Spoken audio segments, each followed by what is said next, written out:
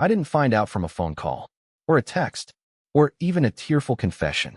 I found out from a 37-second video, posted anonymously, captioned only, "Be careful who you marry." It was 3:08 a.m. I was alone in our apartment, sitting on the kitchen floor, wearing the same hoodie I'd proposed in.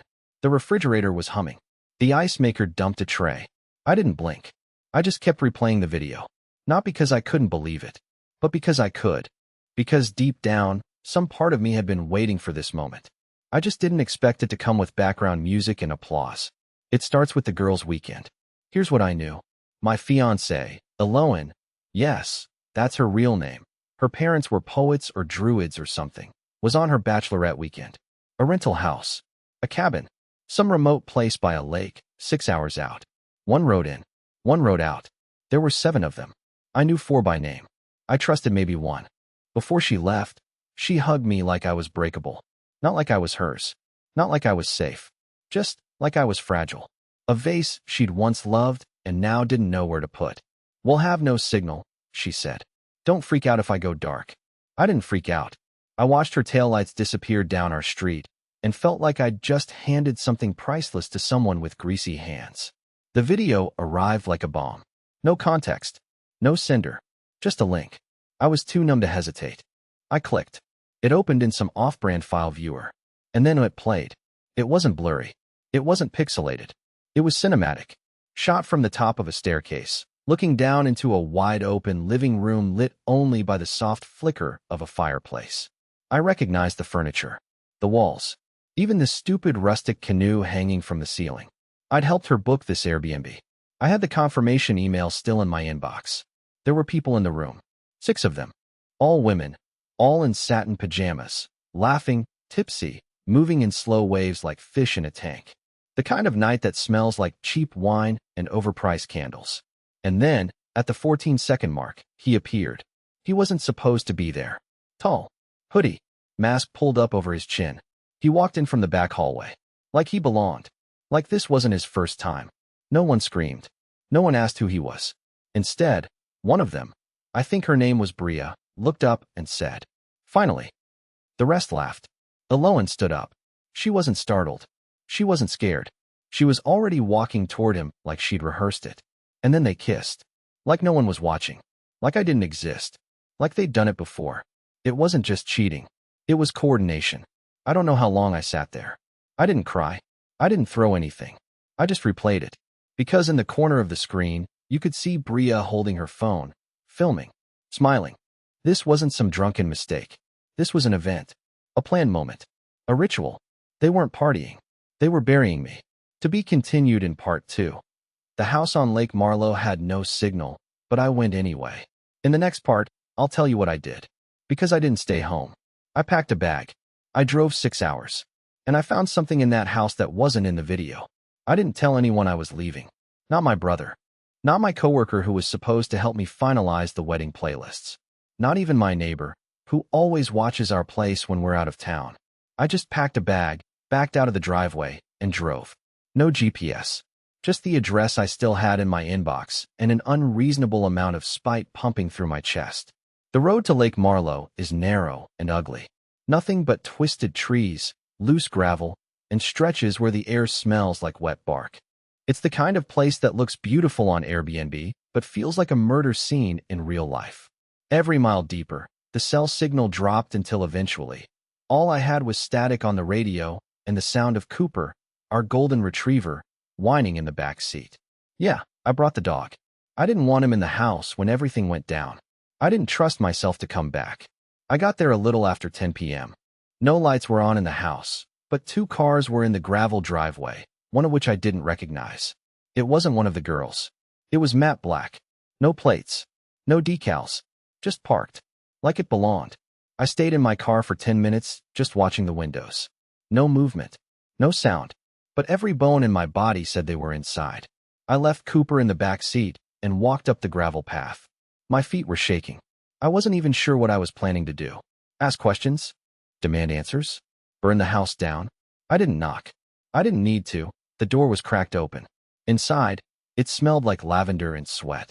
The air was thick, humid, like someone had just taken a long shower and left the door open. I stepped in quietly, like a thief. Even though this wasn't theft, it was reclamation. I followed the scent down the hallway, past a set of half-packed suitcases and a wine bottle tipped on its side. Then I saw the fireplace. Still lit. The room from the video. Same chairs. Same layout. Same vibe. But now it was empty. Except for the note. It was lying on the coffee table. Handwritten. Folded in half. Just my name on the front. Not Babe or Dorian. Just you. I picked it up.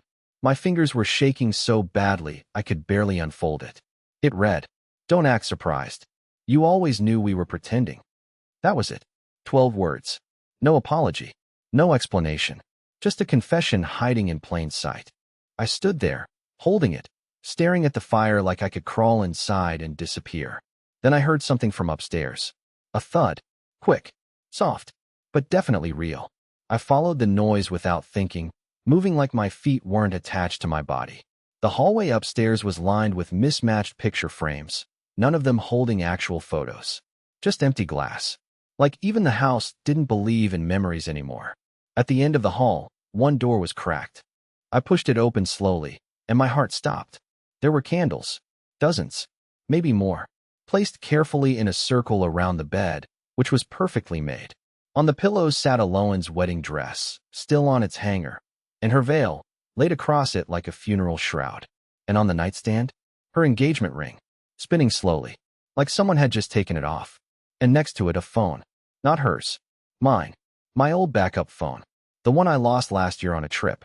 The one I thought I left in an Uber. I picked it up and the screen lit up. Unlocked. No passcode. But a single video queued up and ready to play. The thumbnail showed Alohan in that very room, wearing the dress. Staring directly into the camera. I didn't hit play. Not yet. Because that's when I heard the door downstairs shut.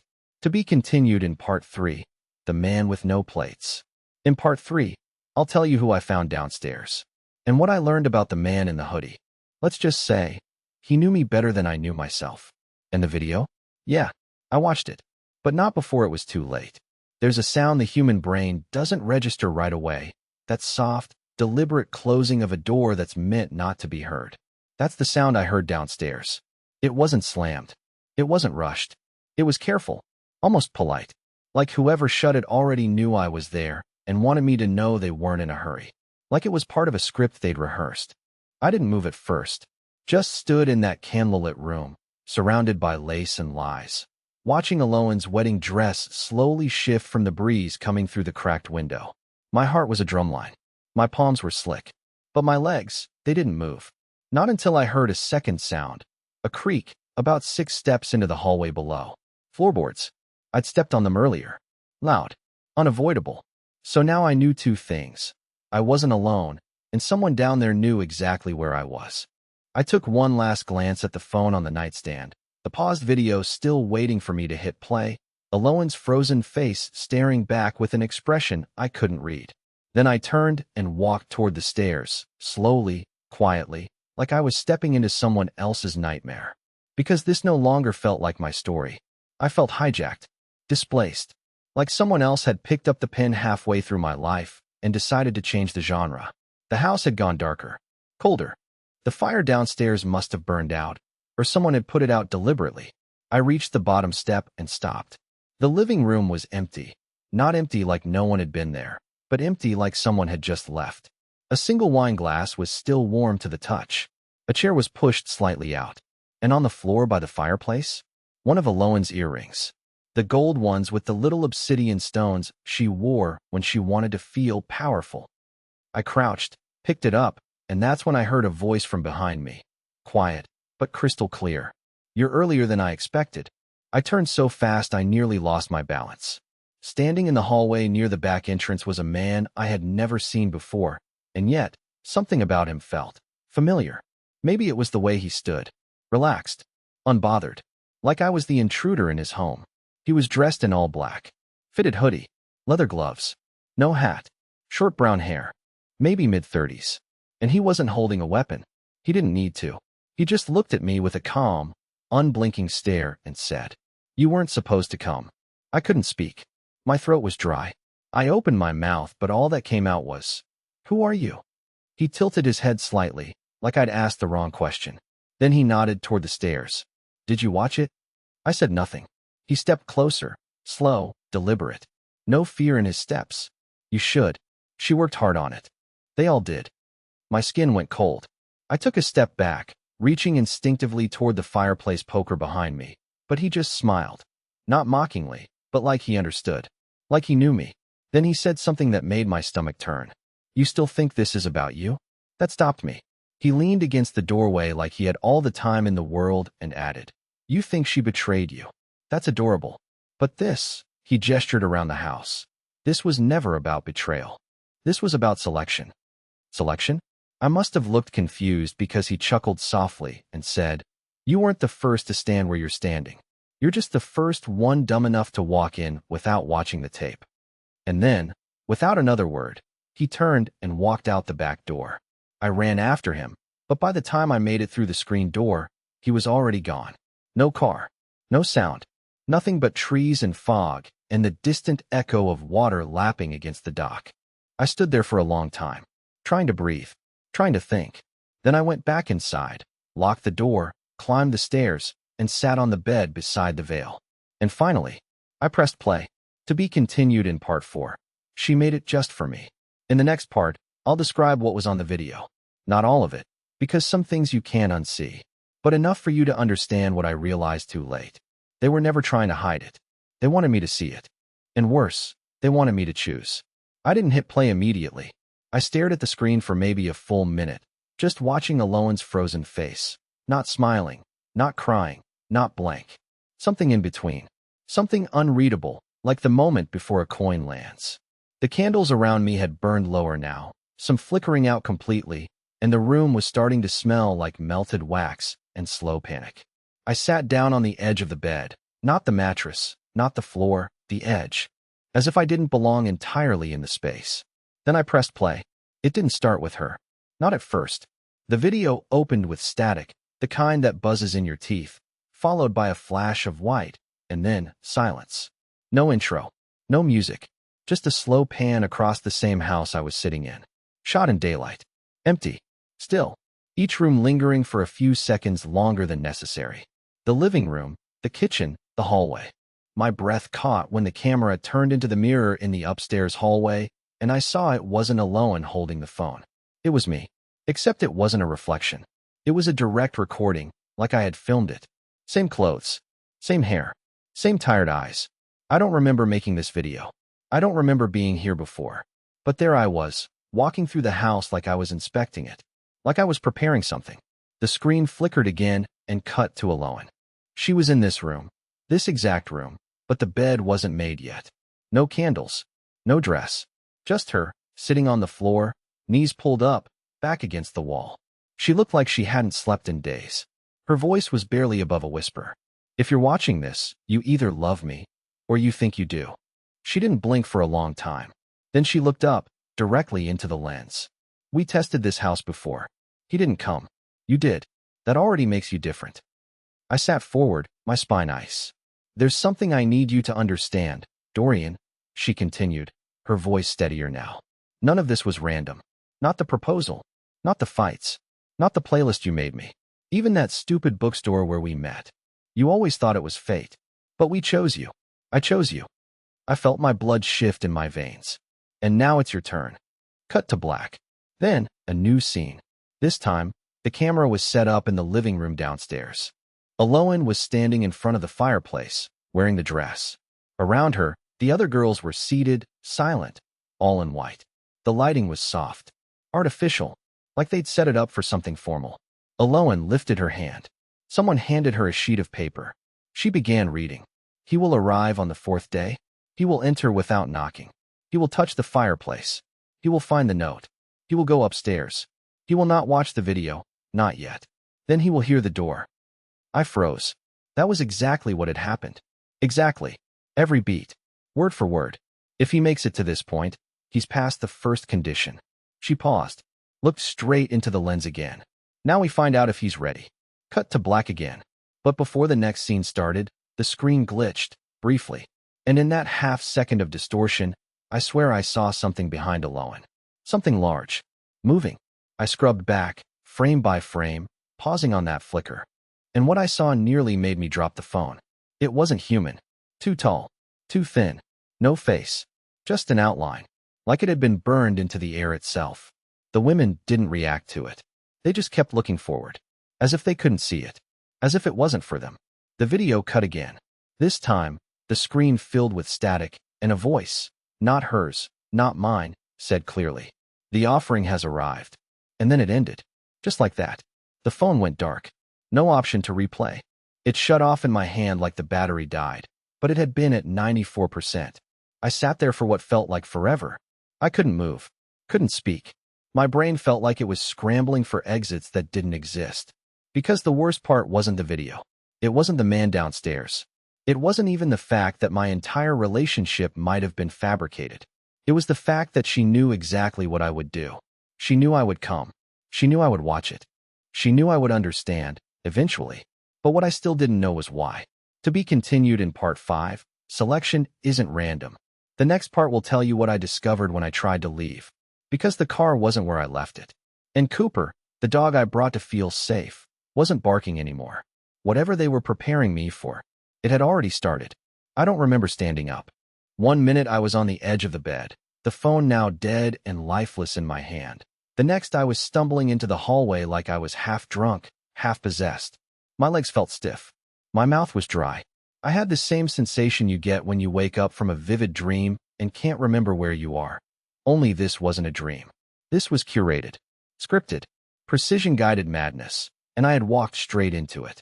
I needed air. I told myself I was going outside to breathe, but that wasn't true.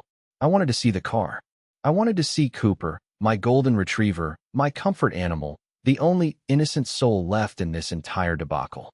I remember grabbing the keys off the dresser like that action would tether me to reality. As if holding something familiar would push back the surreal fog swallowing the house. I moved fast down the stairs, turning corners like something was behind me, even though the house was still dead silent. At the front door, I paused, not out of fear, but because of how quiet it had become. Not peaceful quiet. Hollow quiet. The kind that swallows footsteps and makes you feel like even your thoughts are being listened to. I turned the doorknob and stepped out onto the porch. And then my heart plummeted. The car was gone. Gone. No tire marks. No broken glass. Just the patch of gravel where it had been. The dust had settled. It wasn't recently driven away. It had been gone long enough for the earth to pretend it had never been there. And worse, there was no barking, no whining, no scratching, no Cooper. The leash was still tied to the porch railing, snapped at the clasp like it had been ripped off, not unclipped. There were deep claw marks on the wood planks beneath it, frantic ones. Desperate. I dropped to my knees and ran my hands over the wood like I could read it. Like the grooves and splinters would tell me what happened. But they didn't tell me anything. They just screamed in silence. I called his name once. Then again, louder. Nothing. No rustling in the woods. No whimper. No crunch of paws on leaves. He was just gone. Like the car. Like the rules. Like my life. I stood up, fists clenched, vision hot. My body wanted to run. But where? Into the trees? Toward the road that probably didn't exist anymore? Back inside, where nothing made sense. I started yelling. Loud, broken words. Questions no one would answer. Names that suddenly felt hollow in my mouth. Eloan. Rhea. The man with no plates. I screamed until I tasted blood. And then, I saw the candle. A single candle. Placed in the center of the gravel drive, flickering like it had no business being there. It wasn't there before. And next to it, something small and white, folded paper. I staggered toward it, hands shaking, breath shallow. My brain was done with logic. It was operating on some ancient instinct, the kind cavemen probably used when deciding whether to eat berries or die trying. I picked up the note. Return when ready. Alone. No signature. No threat. Just instruction. I crushed the note in my hand and turned toward the trees. I was seconds away from sprinting into the forest when I heard it. Not a voice, not an animal. A sound I will never forget. A click. Not a branch. Not a bug. A camera shutter. Someone was watching. I froze. My skin went cold, not from fear, but from recognition. I knew that sound. I had used that same shutter. On my honeymoon. On birthdays. On the day I proposed. Someone was taking my photo. From the dark, I backed up slowly toward the house, every instinct in my body screaming. but I never saw who it was. I never saw a lens, a shape, a face. Just the lingering sound of that shutter echoing off the trees like a reminder. This is still being documented. And for what? I stepped inside, closed the door, locked it, then double-locked it. And that's when I noticed the lights. Every room in the house, glowing now. Soft yellow, warm, welcoming, like the house was finally awake. And it was waiting. To be continued in part 6. The ceremony they didn't finish. In the next part, I'll tell you what I found when I followed the lights. They weren't leading me back to Alohan. They were leading me to a place beneath the house. A room I didn't know existed. And inside it, they left something behind. Something that should never have been real. The lights didn't flicker. They pulsed. Each one, hallway sconce, kitchen bulb, chandelier, glowing not with the mechanical hum of electricity, but with something slower, almost rhythmic, like a breath. Or a heartbeat. The moment I closed the door, the house felt different. Not just in light, but in temperature and sound. The silence was no longer silence. It was expectation. The air felt coiled, like it was holding something back. I didn't call out her name this time. Alohan had made her message clear. I wasn't here to find her. I was here to choose. And whatever the hell that meant, I was starting to believe it wasn't a metaphor. I walked through the hallway, past the living room and into the kitchen, where the light above the table brightened slightly as I entered. On the counter sat a small wooden box I hadn't noticed before. It wasn't there earlier, I was sure of that. The box was square, old, carved with symbols I didn't recognize. There was no lock, no hinge, just a slit along the middle and a folded cloth placed neatly beside it. A deep navy blue, embroidered with a crescent moon and a triangle below it. I didn't open the box. Not yet, because the refrigerator began to hum louder. I turned to it, and for the first time since I'd arrived, I saw something truly out of place. There were photographs pinned to the fridge, not with magnets, but with small silver tacks embedded directly into the metal. 9 photographs, neatly arranged in a grid, all taken from different angles of the house. Some I recognized from the earlier video, but others were new. One showed me standing outside the cabin, looking toward the woods. Another was from the moment I picked up Cooper's leash. Another from when I screamed. These weren't images captured by surveillance cameras. They were framed, chosen, composed. Someone had been photographing me, recently, and printing the images in real time. And in the center of the grid was one final photo, slightly larger than the others. It showed the basement door. I hadn't noticed it before. Not on the house tour video, not in person. The floor plan alone showed me when we booked the cabin never listed a basement. But there it was. A black door at the end of the back hallway, hidden behind a tapestry of abstract red and white. I felt my stomach sink as I realized the tapestry was gone now. They wanted me to see it. I walked slowly toward the back hallway. The photos still burned into my mind, the air thick with something unspoken. My footsteps sounded foreign, not like they were echoing, but like they were being followed. I reached the black door. There was no handle, just a small, round indentation in the wood, as if waiting for something to be pressed into it. I didn't have to guess. I walked back to the kitchen, took the wooden box from the counter, and this time, I opened it. Inside was a key, but not a modern one. It was ancient, iron, heavy, engraved with the same moon and triangle symbol as the cloth. Beneath it, a strip of old yellowed paper. You were never meant to stay above. I took the key and returned to the door, pressed it into the indentation. It clicked, not with the mechanical sound of a lock turning, but like something breathing out. The door creaked open. The staircase behind it was steep, narrow, lit by a single flickering bulb halfway down. Stone walls, damp air. It smelled like earth, salt, and old fire. I descended. Every step echoed like it was being recorded. Not just heard, archived. Like the house itself was a memory being written in real time. At the bottom, the air changed again. The space opened into a wide room, circular, carved into the foundation of the house like a chamber designed for something specific. The walls were lined with shelves, and on them sat objects I can't fully describe. Things made of wax and rope, feathers and ash, preserved eyes, pages sealed in resin. The floor was etched with symbols, large and deliberate, centering around a stone altar. And on that altar was something that nearly buckled my knees. My name, etched into the stone. Not written, etched, permanent, deep. Beneath it, another phrase, in handwriting that made my chest seize up. He chose not to leave.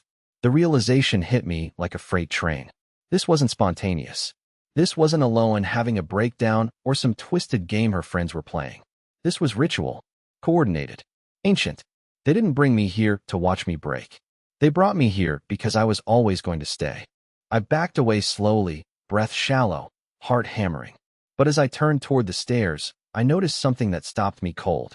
On the wall beside the staircase hung a dozen photos. All of me, but not from this trip, not from the proposal, from before I ever met Aloan. Images of me walking to work, eating at cafes, sitting in my apartment 2 years before she and I had accidentally met at that bookstore. They'd been watching me for years, studying, waiting, and now, the final step of their ceremony was happening underground, with me. To be continued in part 7. The one before me didn't run fast enough. In the next part, I'll tell you what I found behind the curtain at the back of the chamber. Because there was someone else, and he left something behind. A final warning, carved in blood. I didn't know I was crying until I tasted salt. It wasn't grief, and it wasn't fear, not exactly. It was something more precise than that. The kind of emotion you feel when you realize you've walked into a room that's never meant to have a door out. And worse, that someone spent a very long time building it exactly for you. The chamber beneath the house was colder now, as if the walls themselves had exhaled. My name etched into the stone no longer felt symbolic. It felt terminal, permanent. I stared at it until my vision blurred, but the letters didn't change. They were cut with care, as if someone had practiced it before carving the real thing. I stepped away from the altar. Every instinct in my body begged me to run, to sprint back up those stairs and force the door open, find a weapon, scream for help. But I didn't move, because that's when I noticed it. Tucked into the curved shadow at the back of the chamber, behind one of the shelves, was a thick, dark red curtain. Out of place. Too new. Too clean. The rest of the basement felt like it hadn't been touched in decades. Dirt floor, moss clinging to corners, forgotten tools leaning against the walls like relics from a lost world.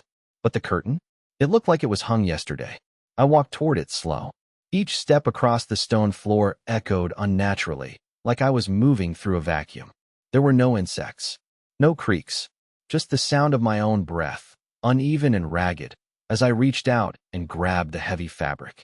I expected resistance, maybe even something behind it, but it slid open easily, too easily. Behind the curtain wasn't a room. It was a corridor, narrow, uneven, carved directly into the rock, like someone had tunneled it out with their hands and time. The walls were rough, the air wet, and it carried a smell that I still can't properly describe, sweet, rotting, metallic, like old blood and wilted flowers. I hesitated. Then I stepped in. The corridor stretched farther than I thought possible. From the outside, this cabin couldn't possibly contain something this deep, this long. But inside this passage, reality was irrelevant. Space didn't obey logic. I walked for what felt like 15 minutes, maybe more, and just as I began to wonder if I'd ever reach an end, I saw a faint glow ahead. I slowed, crouched. The tunnel opened into a smaller chamber, no more than 10 feet across. And at the center was a rusted metal chair, and someone was sitting in it. I stayed perfectly still. The figure wasn't moving, head slumped forward, arms slack. I waited for breath, sound, twitch, anything. But there was nothing, just the drip-drip of water from somewhere unseen. I edged closer. The body, or what was left of it, had been there a long time. Skin paper-thin and gray, lips cracked open in a frozen expression of what could have been screaming or laughter. The eyes were gone. Not gouged, just hollow. Dried. The man's wrists were bound to the arms of the chair with thick, tar-black ropes that looked fused to the bone. Around his neck was a chain holding a rectangular metal plate, and carved into the plate were 5 words. I refused to complete it. On the ground near his feet was a small object. A recorder. A cheap, plastic, handheld device covered in dust. I reached for it, hand trembling, and pressed play. Static. Then a voice. Shaky. Human. If you're hearing this, they picked you too. And if you made it this far, you probably think you can finish what I didn't. Don't. Please, don't. That woman isn't real. She's a pattern. A mask. The only thing real here is what they need, and they only need one thing. The recording crackled. Then another voice broke in, hers. Aloan. But it wasn't a voice I recognized. Her tone was flat, monotone. Participant 42 failed selection. Recording terminated. A beep. Silence. The device powered off on its own. I sat down. Not by choice. My legs gave out. I leaned against the stone wall, knees pulled in, trying to keep it together as my brain scrambled to rearrange everything I knew. Aloan wasn't just part of it. She was something else entirely. Maybe not even a person. Maybe just a role, a shape, a vessel used again and again. And the man in the chair? He had been me. Or someone like me. Not random. Not unlucky. Chosen. Just like I was. And that's when I noticed it, scrawled into the wall beside him, etched with something sharp and angry. Not a name. Not a symbol. A question. How many Dorians have there been? It wasn't a mistake. The spacing. The misspelling. It was a clue. They weren't just selecting people. They were repeating them. To be continued in Part 8. The end is in the script, finale. In the final part, I'll reveal what I did when I got back upstairs. Because the house wasn't the same. The walls had changed. The video was gone. And Aloan was waiting. Not to explain, not to apologize. She wanted me to say yes. I don't remember climbing out of the tunnel. I don't remember how long I sat next to the man in the chair, or when the last candle in the corridor flickered out. Time was a blur. My mind felt like it had been shattered and put back together wrong. The only clear memory I have is of crawling up those narrow stairs in the basement, my fingernails cracking against the stone, repeating a single phrase in my head like a mantra. I am not the next one. I am not the next one. I am not. When I finally reached the main floor, everything was wrong. The house was brighter. Not just lit, glowing. The walls, the furniture, even the floorboards looked cleaner, newer, like they had been reset. As if the house had shed its skin while I was underground. The air was warm again, fragrant, like spring rain and lavender. And standing in the center of the living room, wearing a long white dress that shimmered in the light, was Aloan. But not the Aloan from the video. Not the one who whispered threats and riddles and vanished into candlelight. This Aloan looked human. Her eyes were red from crying. Her hands trembled. She looked smaller, softer, as if everything had unraveled for her too. I didn't speak. Neither did she. For a long moment, we just stood there, breathing in each other's presence like two survivors meeting after a disaster neither could name. Then she said the one thing I didn't expect. You stopped it. I blinked. What? Her voice cracked. You didn't finish it. You walked away from the altar. You didn't follow the final steps. That's never happened before. I stared at her, heart pounding. What happens now? She took a shaky breath, then whispered, I think we get to leave. For a moment, I didn't believe her. I expected the lights to flicker, the walls to bleed, the man with no plates to step through the door and declare that I'd failed. But none of that happened. Instead, Aloan stepped toward me, cautiously, like I might disappear, and took my hand. It was warm, real. I pulled her into my arms and held her tighter than I ever had before. And she didn't resist. She didn't speak. She just wept quietly against my chest, and for the first time since I arrived at that cursed house, I felt something I hadn't dared to feel. Relief. We walked out together. No traps. No tricks. The cabin didn't try to stop us. The trees didn't close in. The gravel driveway was still empty, but as we reached the road, a car, my car, appeared just over the hill, parked neatly by the tree line. And Cooper, muddy, tired, but alive, was sitting beside it. He barked once when he saw me. I dropped to my knees and hugged him until I couldn't breathe. Aloan scratched behind his ears and whispered something in his fur that I didn't catch. But he calmed instantly. We drove for hours without speaking. The road didn't loop. It didn't vanish. We just left. The next day, the cabin's listing disappeared from every site we searched. The address no longer worked on GPS. My emails about the rental were gone from my inbox. It was as if the house never existed. But we knew better. We never spoke of the basement. Not the video. Not the chair. But we changed. Aloan began therapy. Real therapy. Not whatever ritualistic programming they'd done to her. She said she remembered bits and pieces. A life before me. A life without choices. But now, she was choosing. Every day. And I chose too. We got married 6 months later. Quiet ceremony. Just friends. No firelight. No rituals. Just vows written by hand. And a promise we both knew meant more than words. A real promise.